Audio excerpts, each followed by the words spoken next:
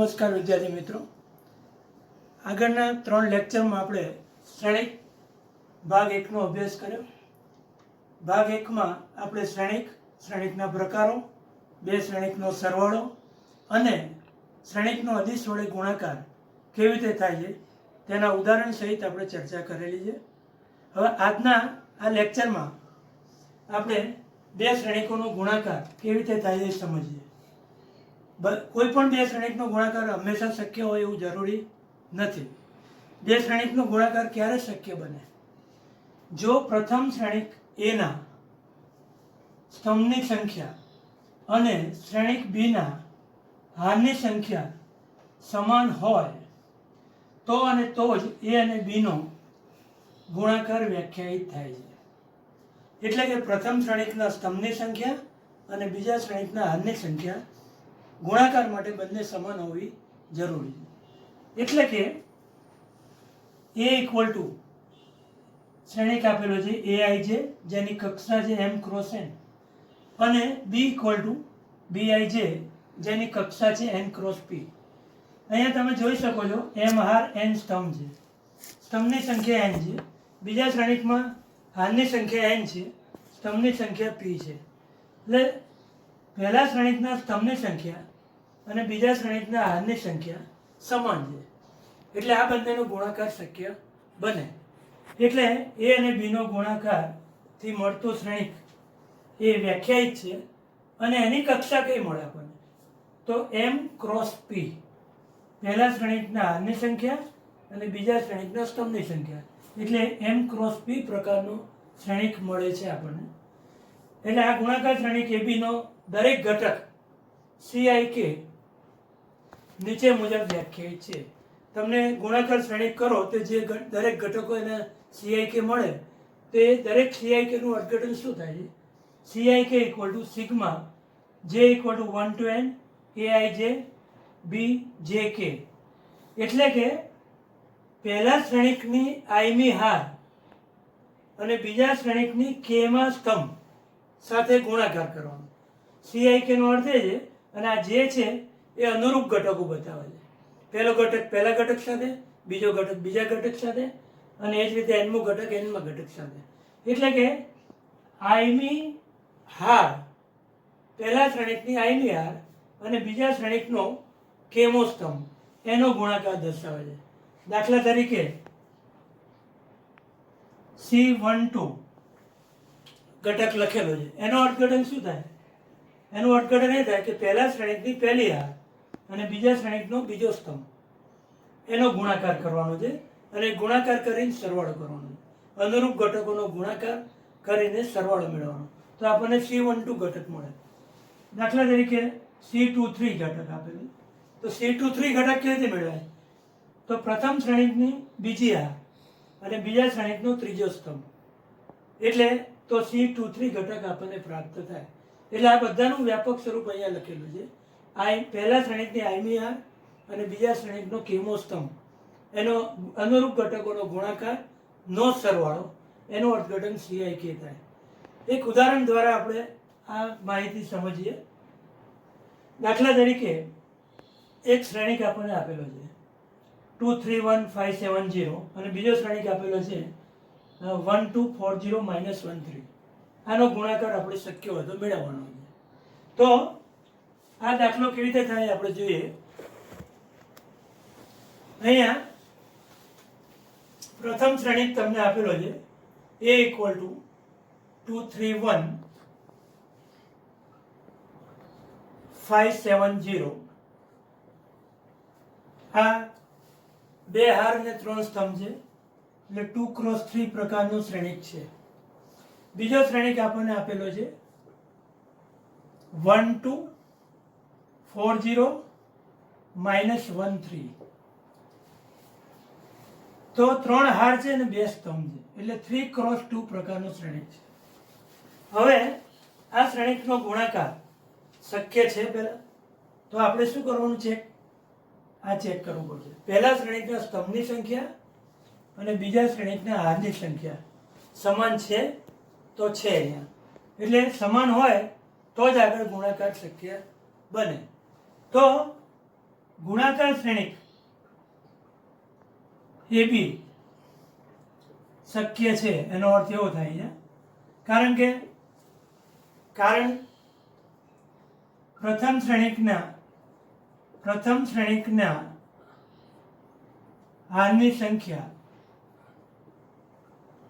સંખ્યા અને બીજા શ્રેણિકની સ્તંભની સંખ્યા 3 છે, માટે આ ગુણાકાર શક્ય છે. અને ગુણાકાર શ્રેણિક AB કયા પ્રકારનું શ્રેણિક થશે? AB 2x2 પ્રકારનું શ્રેણિક થશે. AB એ 2x2 પ્રકારનું શ્રેણિક થશે.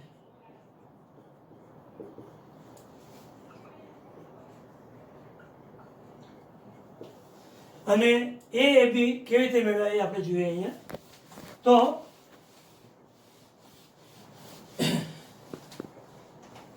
AB શ્રેણિક પ્રથમ આપણે એના ઘટકો લખીએ. 2x2 પ્રકારનું શ્રેણિક થશે. એના ઘટકો આવા મળશે આપણને: C11, C12, C21, C22. હવે C11 કેવી રીતે મેળવાય? તો C11 નો અર્થ શું થશે? પ્રથમ શ્રેણિકનો હાર અને બીજા શ્રેણિકનો પહેલો સ્તંભ. એટલે કે આ પહેલી હાર અને પહેલો સ્તંભ, આનો ગુણાકાર કરીએ તો શું મળશે આપણને? જો 2 into 1 plus 3 into 4 plus 1 into minus 1. 1 into minus 1. હવે ત્યાર પછી આપણે C12 મેળવીએ. C12 શ્રેણી ઘટક છે, એનો અર્થઘટન શું થશે? તો પહેલી હાર અને બીજો સ્તંભ. C12 નો અર્થ છે પહેલી હાર અને બીજો સ્તંભ, એટલે 2 into 2 પ્લસ 3 બીજો ઘટક અને આના બીજા ઘટક સાથે ગુણ્યા છે 3 into 0 પ્લસ 1 into 3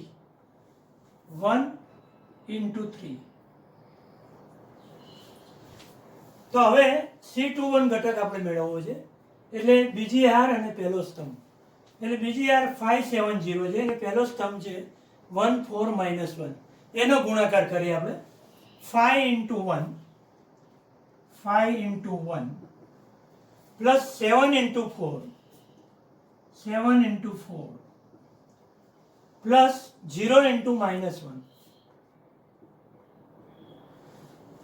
એટલે બીજી હારનો ગુણાકાર પહેલા સ્તંભ સાથે થયો. હવે બીજી હારનો ગુણાકાર બીજા સ્તંભ સાથે કરીએ તો આપણને C22 ઘટક મળે. એટલે 5 into 2 plus 7 into 0 plus 0 into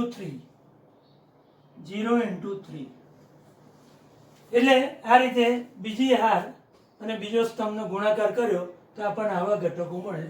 હવે આનું આપણે સાદુરૂપ આપીએ તો 2 12 -1 4 0 3 5 28 0 10 0 0. એટલે કે 13 7 33 અને 10. 2x2 શ્રેણિક આપણને AB મળી શકે. હવે આપણને એક પ્રશ્ન થશે, શું AB શક્ય છે તો BA શક્ય બને? તો BA શક્ય માટે આપણે ફરી પાછું વિચારવું પડશે. તો BA માટે આપણે આમ વિચારવું પડશે. પ્રથમ આપણે B મૂકી દઈએ. 1240 -13. એ માટે 231 570. હવે આ બંને શ્રેણિકનો ગુણાકાર શક્ય છે ખરો? આપણે એ વિચારીએ. અને કયા પ્રકારનું શ્રેણિક મળે આપણને? તો જો આ શ્રેણિક છે આપણી જોડે 3x2 પ્રકારનું શ્રેણિક છે, 3 હાર ને 2 સ્તંભ છે. આ શ્રેણિક છે આપણી જોડે 2x3 પ્રકારનો શ્રેણિક છે, 2 હાર અને 3 સ્તંભ. એટલે આનો ગુણાકાર કરો તમે તો 3x3 શ્રેણિક શક્ય બને. શા માટે? કારણ કે પ્રથમ શ્રેણિકના સ્તંભની સંખ્યા અને બીજા શ્રેણિકની હારની સંખ્યા સમાન છે. આ સમાન હોય તો જ ગુણાકાર શક્ય બને. અને એ ગુણાકાર કયો મળશે આપણને? 3x3. 3x3 વિચારીએ એટલે એના ઘટકો કયા મળશે આપણને? C11, C12, C13, C21, C22, C23, C31, C32, C33. હવે તમે ડાયરેક્ટ એના ગુણાકારો અહીંયા કરી શકો છો. જો પ્રથમ આપણે વિચારીએ તો C11 એટલે પહેલી હાર બધા સ્તંભ સાથે ગુણીએ તો 2 + 10, 2 + 10, 12. 3 હવે પહેલી હારને બીજા સ્તંભ સાથે ગુણીએ તો 3 + 14, 3 + 14, 17 મળશે. પહેલી હાર ત્રીજા સ્તંભ સાથે 1 + 0 એટલે 1 મળશે. ત્યાર પછી બીજી હાર લઈશું આપણે. બીજી હારને દરેક સ્તંભ સાથે ગુણીએ એટલે આપણને C21 મળે, C22 મળે, C23 મળે. 4 0 આની સાથે ગુણાશે તો 4 × 2, 0 × 5 એટલે 8 આવશે. 4 × 3, 0 × 7 એટલે 12 મળશે આપણને. 4 × 1, 0 + 0 × 0 એટલે 4 મળશે. આ જ રીતે ત્રીજી હાર. હવે ત્રીજી હારને બધા સ્તંભ સાથે ગુણાકાર કરીએ. ત્રીજી હાર પહેલા સ્તંભ સાથે ગુણાય એટલે -2 + 15, that means 13 થશે. ત્રીજી હાર બીજા સ્તંભ સાથે ગુણાય -3 + 21, -3 + 21, 18. ત્યાર પછી ત્રીજી હાર ત્રીજા સ્તંભ સાથે -1 + 0 એટલે -1. એટલે આ રીતે 3x3 શ્રેણિક આપણને પ્રાપ્ત થાય. એટલે AB પણ શક્ય છે અને BA પણ શક્ય છે. પરંતુ અહીંયા જુઓ મિત્રો કે A અને B એ કયા પ્રકારનો શ્રેણિક આપણને મળે છે? 2x2 અને BA 3x3 પ્રકારનો શ્રેણિક મળે છે. એટલે બંનેનો પ્રકાર જ અલગ પડે છે. એટલે આ શ્રેણિક ક્યારેય સમાન થઈ શકે નહીં. 2x2 શ્રેણિક B 3x3 જેટલો બની જ ન શકે. જનરલી ગણિતમાં નિયમ શું છે કે A અને B નો ગુણાકાર B ને A ના ગુણાકાર જેટલો થાય. પરંતુ અહીંયા આવું શક્ય નથી. A અને B નો ગુણાકાર 2x2 મળે છે, જ્યારે B અને A નો ગુણાકાર 3x3 શ્રેણિક મળે છે. તો મિત્રો હવે આપણે આગલા દાખલામાં જોયું કે AB અને BA એક પ્રકારના શ્રેણિક થતા નથી. તો આપણે એના કેટલાક ગુણધર્મોની આપણે વાત કરીએ. શ્રેણિકના ગુણાકારના કેટલાક ગુણધર્મો છે. AB is not equal to BA એટલે કે ક્રમના નિયમનું પાલન થતું નથી. આ હંમેશા ધ્યાન રાખીશું આપણે કે બધામાં ભલે AB = BA થાય પણ શ્રેણિકમાં આ શક્ય નથી. કાયમ માટે AB = BA થાય એવું જરૂરી નથી. જૂથનો નિયમ A × BC = AB × C જૂથના નિયમનું ચોક્કસ પાલન થાય છે. ત્યાર પછી વિભાજનનો નિયમ, ગુણાકારનો સરવાળા પ્રત્યેનો વિભાજનનો નિયમ A × B + C એટલે AB + AC એટલે વિભાજનના નિયમનું પાલન થાય. જો ચોરસ શ્રેણિક A માટે AI = IA હોય, AI અને IA નો ગુણાકાર કરીએ તો આપણને એ જ મળે. એમાં I એ ચોરસ શ્રેણિક હોવું જરૂરી છે. ત્યાર પછી આ પણ આપણે બાબત ધ્યાનમાં રાખીશું. A² નો અર્થ થાય A × A. A² જ્યારે મેળવવાનું હોય તો શ્રેણિક A નો A સાથે ગુણાકાર કરવાનો એટલે A² = A × A આવે. એ જ રીતે A³ મેળવવું હોય તો પ્રથમ A² મેળવીશું, પછી એનો A સાથે ગુણાકાર તો આપણને A³ મળે. કેટલાક દાખલાઓમાં આપણે A² અને A³ ની જરૂર પડશે તો આ એના નોટેશન છે, એ પણ આપણે યાદ રાખીશું. અને હવે બીજા બે દાખલાઓની આપણે ચર્ચા કરીએ છીએ. એમાંનો એક દાખલો આ રીતનો છે. ધારો કે A = બે શ્રેણિકોનો ગુણાકાર છે. એક સ્તંભ શ્રેણિક લઈએ છીએ આપણે 1 2 3 અને બીજો શ્રેણિક આપણને આપેલો છે શ્રેણિક બી બરાબર 2 3 4. તો મિત્રો તમને ખ્યાલ છે કે આ સ્તંભ શ્રેણિક છે કારણ કે અહીંયા 3 હાર ને એક સ્તંભ છે, જ્યારે અહીંયા એક હાર અને 3 સ્તંભ છે. તો એબી અને બીએ શક્ય હોય તો મેળવો. એબી અને બીએ શક્ય હોય તો મેળવો. તો પહેલા આપણે વિચારીએ એબી શક્ય છે 3 x 1 અને 1 x 3. તો આ સરખું છે 1, એટલે 1 x 3 છે અને આ એટલે સ્તંભની સંખ્યા અને હારની સંખ્યા સમાન છે, એટલે એબી ગુણાકાર શક્ય છે. અને એબી કયા પ્રકારનું શક્ય બનશે? તો એબી આપણને ખબર છે કે એબી 3 x 3 પ્રકારનું શક્ય બનશે. એટલે એના ઘટકો પણ તમે જાણો છો, C11 C12 C13 C21 C22 C23, એ જ રીતે C31 C32 C33 મળે. એટલે પહેલી હારને પહેલા સ્તંભ સાથે ગુણે, બીજા સ્તંભ સાથે ત્રીજા સ્તંભ સાથે. એટલે વારે પરથી ગુણાકાર આપણે કરીશું. પહેલી હાર આપણે લઈશું 1, એનો દરેક સ્તંભ સાથે ગુણાકાર, એટલે 2 3 4. બીજી હાર લઈએ આપણે, એનો ગુણાકાર કરીએ 4 6 8. ત્રીજી હાર લઈએ આપણે 6 9 અને 12. તો આ આપણને અહીંયા એ બી મળી શક્યો. હવે આપણે બીએ વિશે વિચારીએ. બીએ તો બી બરાબર અહીંયા મૂકી દઈએ 2 3 4 અને એ બરાબર આપણે મૂકીએ 1 2 3. આ ગુણાકાર શક્ય છે. તો અહીંયા આ કયા પ્રકારનો શ્રેણિક થશે? 1 x 3 અને આ બીજો શ્રેણિક 3 x 1. તો બંનેનો ગુણાકાર શ્રેણિક શું મળશે આપણને? તો બંનેનો ગુણાકાર શ્રેણિક 1 x 1 પ્રાપ્ત થાય આપણને, કારણ કે આ 1 x 3 છે અને આ 3 x 1, એટલે આના સ્તંભની સંખ્યા અને આની હારની સંખ્યા સમાન છે, એટલે 1 x 1 બને. અને એ કયો બનશે આપણને?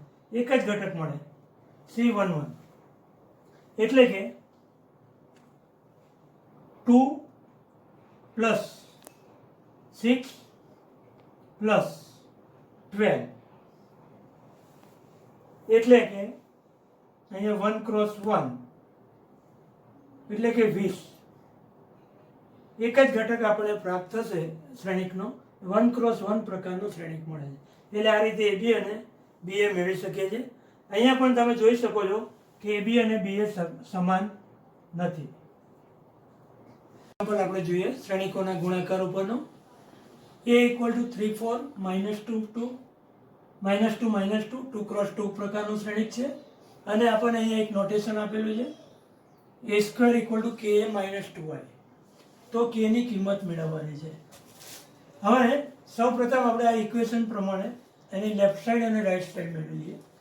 લેફ્ટ સાઈડ મેળવવા માટે પહેલાં A² લખીશું આપણે, અને A² નો અર્થ તમે જાણો છો, A × A થશે. એટલે કે 3 4 -2 -2, ફરી પાછું એને જ ગુણાકાર 3 4 -2 -2, 2 x 2 અને 2 x 2, એટલે પાછો 2 x 2 શ્રેણિક થશે આપણને. અને ફરી આપણે એનો ગુણાકાર કરીએ. પહેલી હાર છે પહેલા સ્તંભ સાથે બીજા સ્તંભ સાથે લઈશું, એટલે 9 3 3 9 અને અહીંયા -8, એટલે પહેલો આવશે 1. ત્યાર પછી બીજા સ્તંભ સાથે 3 × -2 એટલે -6 અને -2 × -2 એટલે +4, -6 + 4 એટલે -2 મળશે. હવે બીજી હાર લઈએ આપણે, એનો પહેલા સ્તંભ સાથે 4 × 3 12, -2 × 4 એટલે -8, 12 -8 4 મળશે આપણને. ત્યાર પછી બીજી હારને બીજા સ્તંભ સાથે, દરેક હારને સ્તંભ સાથે ગુણાકાર કરવાના છે. બીજી હાર બીજા સ્તંભ સાથે -8 + 4, -8 +4 એટલે -4 થશે. તો આ આપણને લેફ્ટ સાઈડ પ્રાપ્ત થઈ. હવે એની રાઈટ સાઈડ જોઈએ આપણે. કે એ -2y. કે એટલે અદિશ સંખ્યા છે, એને એ સાથે ગુણાકાર. 3 -2 4 -2 પ્લસ -2 i મીન્સ ચોરસ શ્રેણિક, એકમ શ્રેણિક 1001. હવે આનો ગુણાકાર કરીએ આપણે. તો અહીંયા જોઈ શકીએ છીએ આપણે કે એનો ગુણાકાર થશે 3k -2k 4k -2k plus -2 into 0 0 into -2. હવે બંને શ્રેણિકોનો સરવાળો કરીએ. સરવાળો કરવાથી આપણને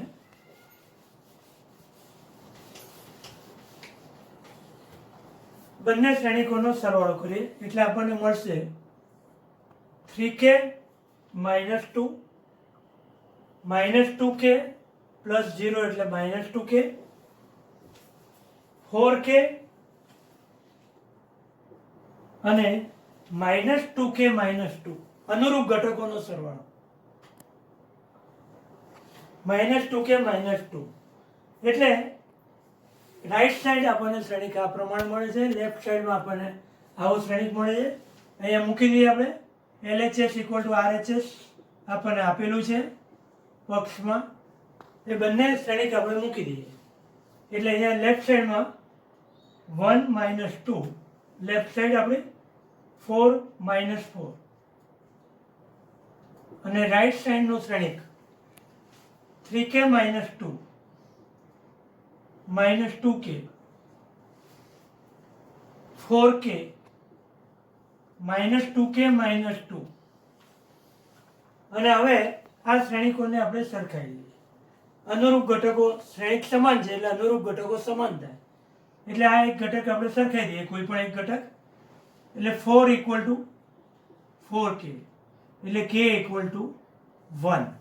એટલે k શોધવાનું કીધું છે તો આપણે સમાન શ્રેણિકના વ્યાખ્યાના આધારે આપણે કોઈ પણ એક ઘટક સરખાઈજો. તમે બીજો ઘટક પણ સરખાઈ શકો છો પણ k ની કિંમત આપણને 1 મળે છે. તો આ રીતે શ્રેણિકોના ગુણાકાર ઉપરનો ત્રીજો દાખલો આપણે ગણી શકીએ છીએ. તો વિદ્યાર્થી મિત્રો, સ્વાધ્યાય 3.2 શ્રેણિકોના ગુણાકાર ઉપરનું જ આખું સ્વાધ્યાય છે. આશા રાખું છું બધા જ દાખલાઓ ક્રમાનુસાર તમે નોટબુકમાં ગણી નાખશો અને ખૂબ સારી રીતે દાખલાઓનો પ્રયત્ન કરશો અને ખૂબ જ સારી રીતે સફળતા મેળવશો એવી આશા રાખું છું. ધન્યવાદ.